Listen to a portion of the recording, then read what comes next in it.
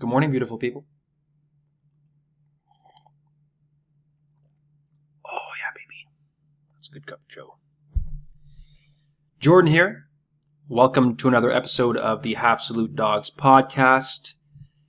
Yesterday, I did pretty much a recap of the Habs draft weekend. Went through all of their picks, showed some highlights, a little bit of analysis there. So I hope you guys enjoyed that video yesterday. Today, we'll be shifting our focus towards the players that were undrafted. So we'll be looking at the top 20 players that went undrafted in comparison to their consolidated rankings. We'll be focusing more on the top 10 players of that list. I'll show you the top 20, but we're going to focus more on the top 10. And yeah, I'll just be giving my instant impressions on why maybe those players weren't drafted. If I would have liked the Habs to draft these players, or if I'm okay not drafting them. So we're really going to focus on more of the 5 top players from that top 10 list. I'll be going to more into detail with those guys. I'll be showing some highlights, and then we'll kind of just skim over the bottom 5 of those 10 players in that list. Yeah, let's get started.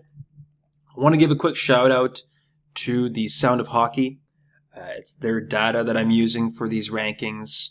I love the annual big board that they provide each year, which contains the top 500 prospects and what their consolidated ranking was using a weighted geometric mean calculation. So as per their explanation how that works, weights are assigned based on their assessment of the depth of experience, sourced reporting, or scouting insight factored into the component lists themselves. So for example, Bob McKenzie's list for TSN, which is built based on conversations with scouts, is weighted the most.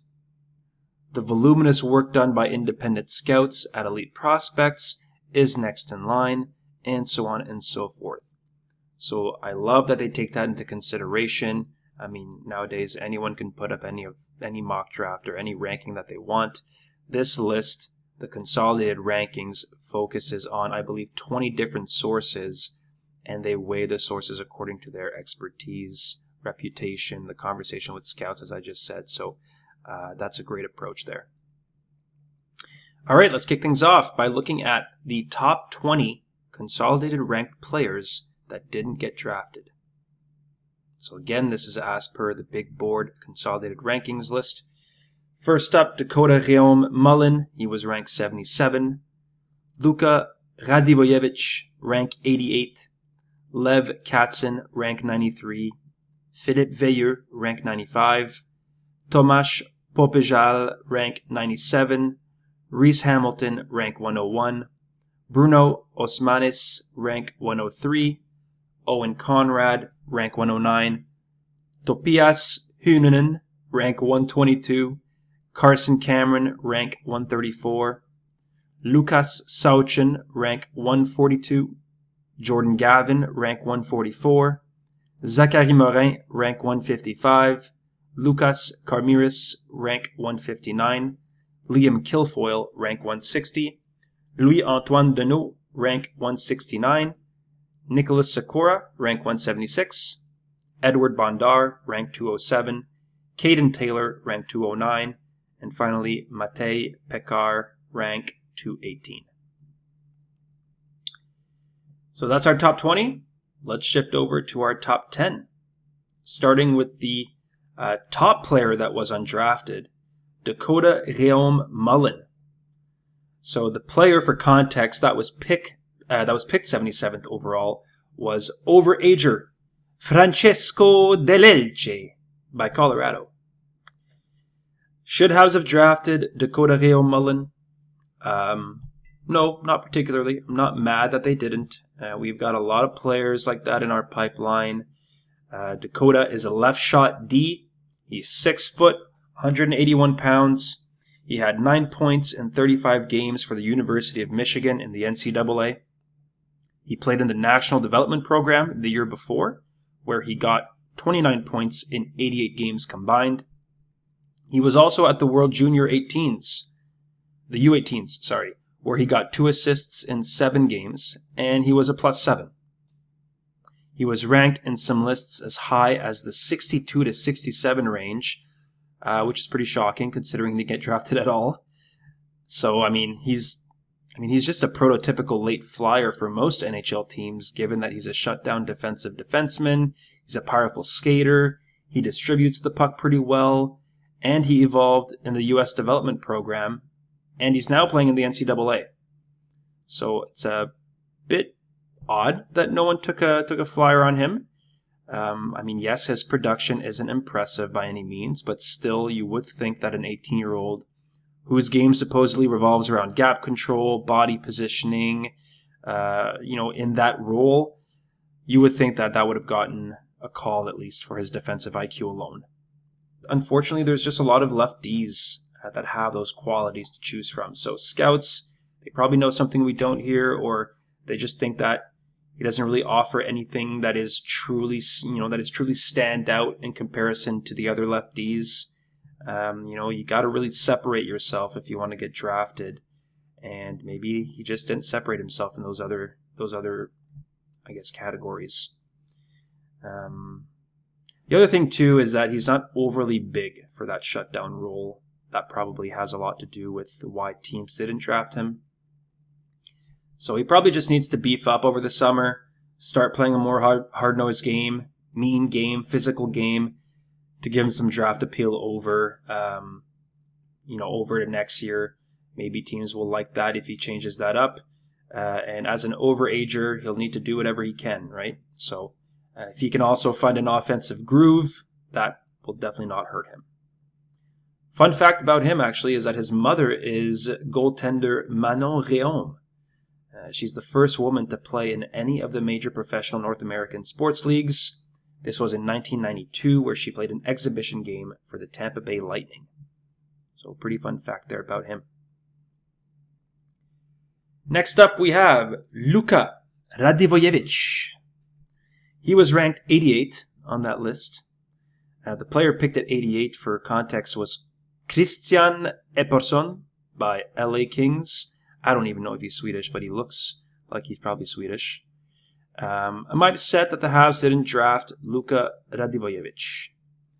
I wouldn't have minded it. He was pretty high on some of the lists. He looks like a good prospect. But we went heavy on right Ds this year. And even if he's skilled, I don't know if we need another player like that in our pipeline. We already have some undersized players to pick from in the future. So it's not a shocker. It's not a big difference maker in my book that we didn't go for him. So he's a right shot D, like I said, 5'10", 172 pounds. He's listed as a very mobile and offensive playmaking defenseman. He's a shifty kind of player, and despite his size, he doesn't shy away from battling along the walls. He also has a knack for finding the net on point shots, using screens and potential deflections to his advantage. Based off this short description alone, you would think that a team would have thrown a dart his way, but, teams just have different insight into different players. Especially given that his consolidated ranking was in that 88 range, which is about the third round or so, I'm still a bit surprised that no one took a flyer on him. I'm assuming his size and his apparently less than sound defensive game were some factors in not drafting him. When you're that size playing that position, you got to be a cut above the rest. And maybe he just isn't there yet, which is fine. His highest ranking was actually 33. That was a rank given to him by FC Ranking. And then he had a few in that 71 to 77 range. Last year, he was all over the place. He played in Sweden for Örebro in the J20 National League and a short stint in the SHL as well. He got 2 points in 5 games in the J20 League and 0 points in 3 games in the SHL. He then played in the USHL for the Muskegon Lumberjacks, where he got 22 points in 38 games, followed by no points in 4 playoff games.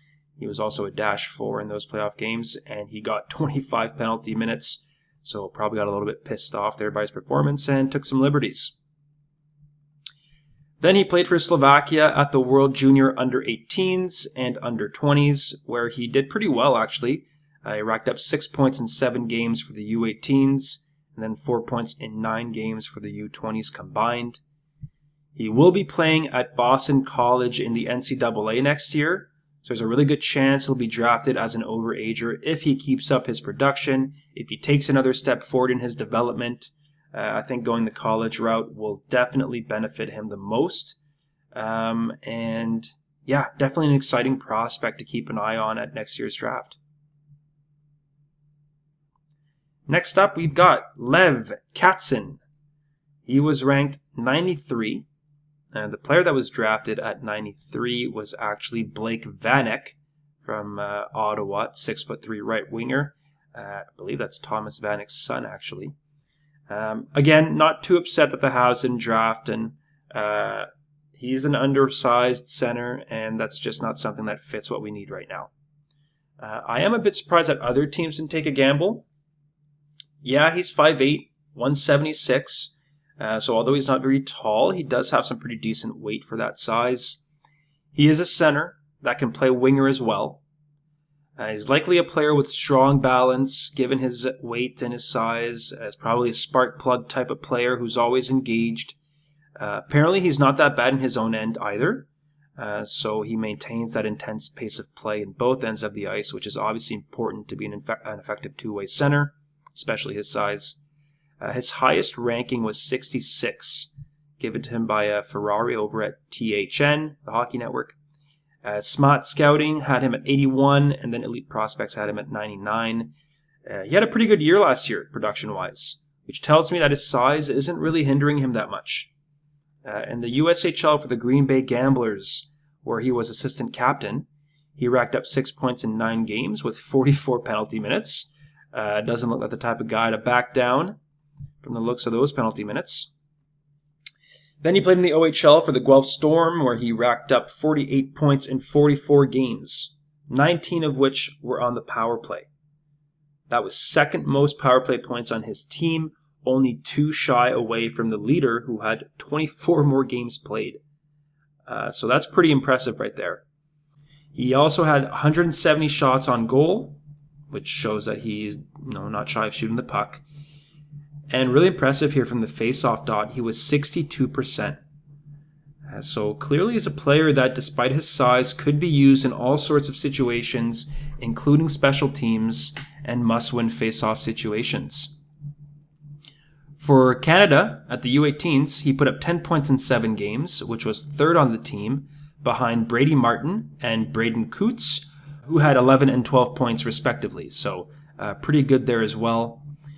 Obviously, production is not an issue for him. He's got a good shot from the footage I've seen. He seems to have all the right tools. It's just unfortunate that he's an undersized center/winger, which is something NHL teams just don't gravitate towards. But if he can maintain his production at Penn State next year in the NCAA, that's where he's headed, I think that he's going to be drafted as an overager next year. Someone's bound to take a chance given his arsenal of abilities, so I wouldn't be surprised to see him get drafted. Next up, we have Philippe Veilleux. Philippe Veilleux was ranked 95th on that big board ranking list. The player that was drafted at 95 this year was Teddy Mutrin by San Jose. For this player, Philippe Veilleux, honestly, I would have liked to see the Habs draft him at like 189 or 209 over players like Andrew McNeil or Maxim Vig. We drafted a lot of Ds this year, so taking a forward there wouldn't have been a bad choice in my opinion, especially given his body of work. The fact that he's a hometown kid always helps. But yeah, Veilleux is 5'9", 165 pounds.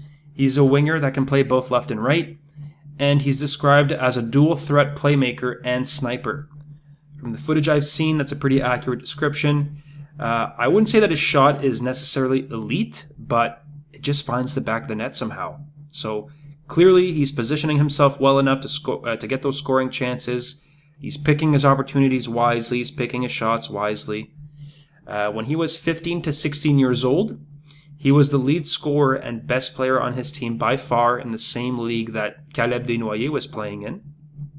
Veyer notched 40 points in 42 games that year, which was still 13 less than Desnoyers that year, just to give you an idea of how good Desnoyers is. The following year, his first year in the queue with Val d'Or at 16-17, he put up 47 points in 68 games. And then last year with Val d'Or, he put up 87 points in 64 games, leading his team by a pretty wide margin. And 40 of those 87 points were goals. So 40 goals in 64 games is pretty good. He followed that up with 6 points in 5 playoff games. So it's obvious that despite his smaller size, he has no issue producing and being an effective catalyst on offense. The question with players like that are coming from the queue is often, can that translate to the next level? It's widely known that the queue, it's a highly offensive league, questionable defensive structure on top of that. So when you're undersized and you're coming from a league like the queue, those are just a couple important factors that are probably working against him here in this situation. Another thing I saw on him was that his pace and his effort levels sometimes take a shift off. But, I mean, when you're putting up points like that, it's hard to argue the style of play. Nevertheless, I hope he gets a camp invite or a look next year. If he improves on his production next year, he should definitely be drafted as an overager. I would love to see the Habs take a chance on him, actually, if he falls again. I think Philippe Veilleux could be a sneaky good pick next year. Next up, Tomasz Popejal. He was ranked 97th. The player that was drafted 97th this year was goalie Lukas Beckman by Ottawa. This could have been a great player to take a chance on. As an undersized center, he projects more of like a third or fourth line depth player. So although it would have been nice to draft someone like this, I'm not mad that we didn't. We have tons of players that fit that bill. He is undersized again, but I'm not too mad about it. He's 5'10", 170 pounds from Slovakia. He is described as someone who is never outmatched despite his smaller size. He finishes his checks, he's got quick feet, he gets under his opponent's skin, and he often positions himself well to pick off rebounds, deflections, and bury goals around the net. He's got a pretty good shot too from what I've seen, so he's a capable finisher. I wouldn't say that he's always a battle winner, but he battles. And that's a good quality to have when you're a bit undersized. What I will say, though, is that I'm not too sure about his ceiling. I think that's probably why teams didn't go for him. You know, when you're in these later rounds, if a team is going to draft an undersized center, they probably want it to be a big swing for upside. I think his upside remains a bit up in the air for now. You can't blame him too much, though. He spent the last 2 years playing against men in the top Slovakian league, and honestly, he didn't do that bad. Last year, he racked up 23 points in 42 games, 15 of which were goals, which is pretty impressive. He had an underwhelming playoff run, unfortunately, right after that, but I'm thinking that it has to do with ice time and deployment. He's also put up 5 points in 13 games across Slovakia, under 20s, and international play. I think the fact that he's going to be playing in the OHL next year for the Kingston Frontenacs is huge for him. That's going to be a great indicator of where he's at in comparison to kids his age. And if he can show dominance, I think teams will take a chance on him somewhere in the late third or fourth round early. Given the style of game he plays, I think he should adapt quickly to the smaller ice. So I would imagine that someone's going to take a chance on him if he can build and show that he's dominant at the OHL level. So that's it for our top 5. Let's just quickly take a look at the best of the rest here, the rest of this top 10 list. At 6, we had Reese Hamilton. His ranking was 101. So Reese Hamilton, really quickly, he's 6'1", 170 pounds, from Whitewood, Saskatchewan. It says here, Hamilton is lightning quick through his first few steps, nimble on his edges, and explodes out of his pivots and turns, dynamic in his skating approach. He shifts around defenders, explodes into open ice, and never stops moving his feet. He manipulates defenders to open high-value lanes, erases opposing rushes, and hammers opponents into the end boards. That's a pretty good description right there. Pretty good bio. Really weird with him is in 2023-24 for the Calgary Hitmen in WHL, he had 31 points in 42 games. That was his first year in the WHL, and then look what happened last year. 3 points in his first 20 games. 11 points in 39 games when he got traded to Regina.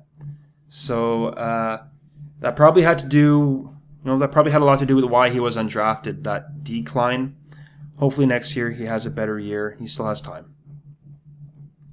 Next up, Bruno Osmanis. He's 5'11", 170 pounds from Ogre, Latvia. While the playmaking separates Osmanis from many of his peers, he's also an intelligent attacker who, in addition to flashing dynamic creation abilities, also excels at sniffing out offensive opportunities away from the puck and exploiting gaps in defensive coverage. He handles the puck comfortably at higher speeds and helps retrieve pucks in the offensive zone while also reading defenders' intentions and intercepting their passes on the forecheck. Another really good bio. I saw this guy's name a lot in the best players that were undrafted lists. Last year, he played for the IF Björklöven in the J20 National League and Hockey Allsvenskan.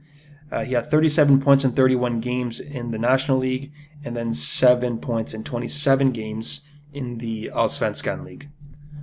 So not bad production there. He also had 4 points in 3 games at the World Junior Championship under 20s. So that was for Latvia. That was a pretty good showing there. Again, we'll see what happens with this guy. He could be drafted next year too. I mean, if you look at his last 10 games, last 5 games, he finished the year pretty strong. So hopefully he keeps that up. Next up, Owen Conrad. He was ranked 109. I don't know if I mentioned it before, but Bruno Osmanis was ranked 103 on that list. Owen Conrad, 109. So he's a D, left shot, 6'3", 209 pounds. Conrad locks down the front of the net, pushing opponents away as they try to drive through, picking them up and tying up sticks. More of a reactive player than an anticipatory aggressor, Conrad aims to contain the opposition first and foremost and act when the play demands it. He goes down to block shots, lands timely poke checks, and pitches on vulnerable opponents. So last year, for the Charlottetown Islanders in the Q, he had 26 points in 64 games. Owen Conrad. Next up, Topias Hyönen. Hope I'm saying that right. He's a 19-year-old overager, 5'11", 176 pounds. As a skater, Hyönen remains both quick and agile, capable of creating value in transition as the puck carrier and shaking off defenders along the wall through well-timed cutbacks. He's not intelligent just as a passer, but his mind for the game also shows through his supporting game, off-puck rotations, and the pace at which he plays. Pretty surprised this guy didn't get drafted. Actually, I was watching some footage of him. Some were comparing him to kind of like an Artturi Lehkonen light. So those are always when you're compared to players like Artturi Lehkonen, you usually have some pretty good qualities to be a depth player in any team. High intensity, high pace. He had 35 points in 51 games in the Liga last year, which is pretty good. Then he had 4 assists in 6 games for Finland at the U20s, and then 10 points in 11 games at the international level for Finland again, U20. So those are some pretty good numbers. And he had 10 points in 5 playoff games for Jukurit in the Liga. So that's a pretty productive year, honestly. He was 19 years old, but still really good numbers for the Liga. We know Liga is known to be a more defensive league. So to do those numbers at 19, I'm surprised he didn't get drafted. We'll see what happens with him next year. Next up, Carson Cameron. 6'2", 194 pounds, right shot D. A battler, Cameron steps up on attackers in the neutral zone, guides them to the wall, seals them off the puck, and fights them at the net front, pushing back as they drive in. There's a dose of aggressiveness in the way he operates, but he judges risk well, preferring to contain opponents in situations where the play could rapidly get out of hand. Nice bio there. Last year for the Peterborough Petes in the OHL, he had 23 points in 63 games. Dash 25, oof, that's not too good. Dash 35 the year before that. I don't know what that has to do with. Maybe he's playing a lot of hard minutes against top lines. Who knows? Maybe Peterborough Petes weren't too good last year. I didn't check honestly, but yeah, obviously some room for improvement, and it's not over yet. The journey for Carson Cameron. Hopefully, he puts together a good year next year. Honorable mention.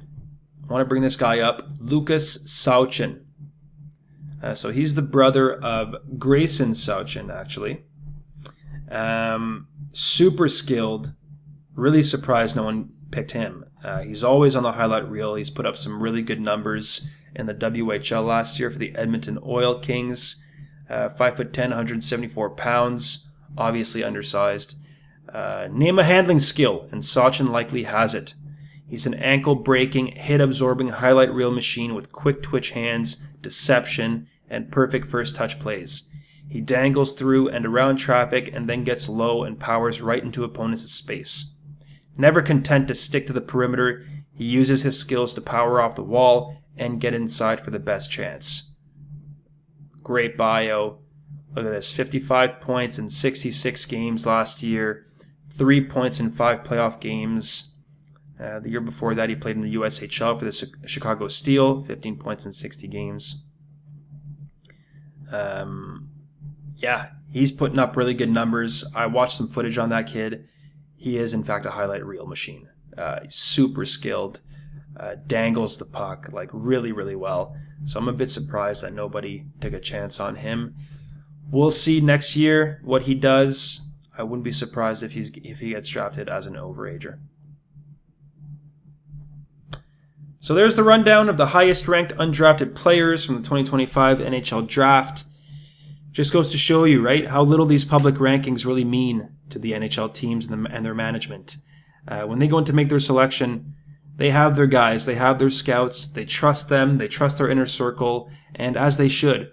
I mean, these are the guys that are going out there, they're traveling to see these players live, they're speaking to them, speaking to their coaches, getting information on them that we just don't have access to at the public level.